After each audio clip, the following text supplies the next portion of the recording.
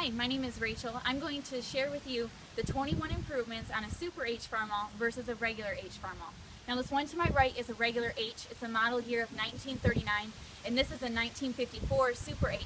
So as you can imagine, there was a lot of technology improvements in between 1939 and 1954. Now Farmall first started selling the Super H tractor in 1953 and 1954. Only 2 years the Super H was offered versus how many years the H was offered. Now there are a few differences between a 54 and a 53 Super H, which I'll cover at the end of the video. But first I want to talk about those drastic improvements that came from a Farmall H to a Farmall Super H. So the very first improvement is that the horsepower increased 18%. That's a lot of increase. And with that there became faster field speeds. Now you'll know that on a Farmall H there's a lot of gap between 4th gear and 5th gear.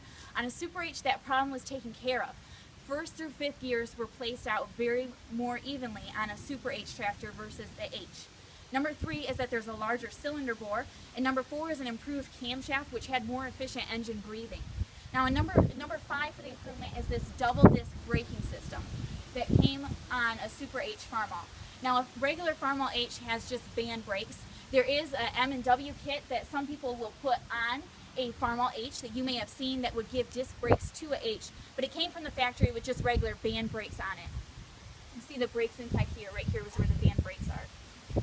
Now number 6 is that there's an improved combustion chamber which has higher compression ratio. Number 7 is that it had aluminum pistons, and then it also had longer life piston rings. On a Super H there's 5 piston rings. On a Farmall H there's just 4 piston rings. Number 9 is that there's a stronger crankshaft which has micro bearing inserts. 10 is the oil control valve rocker arms. 11 is the hardened exhaust valve seat inserts, and it also had exhaust valve rotators. Number 13 is the larger carburetor with the economizer. So if you step over here and look at my Farmall H, you'll see how small the carburetor is. This is a carburetor off of Super H. Huge difference. This is one of the signature differences because it's just such a visual that you can see from the outside of the tractor to know if that's a Super H carburetor or just the regular H carburetor on it. Number 14 is the larger diameter clutch. Then there's also hardened clutch shaft splines. Number 16 is the improvement of a stronger transmission. It also had stronger differential bearings, and it had a stronger, heavier drawbar as well. There's also a stronger belt pulley assembly on a Super H. Also on a Super H, the seat tilts back so there's standing room, which is a huge improvement. And also the very last improvement, number 21, is that it had sealed beam lights on a Super H tractor. Now this is a 54.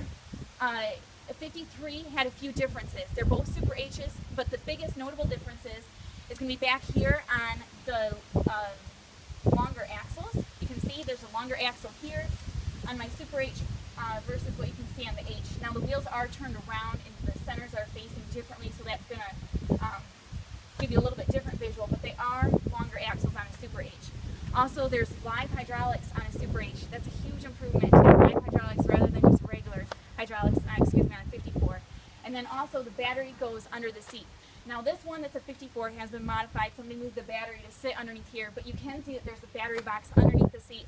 And if the 54 was original, that's where the battery would indeed go on a 1954 Super H versus a 53 Super H.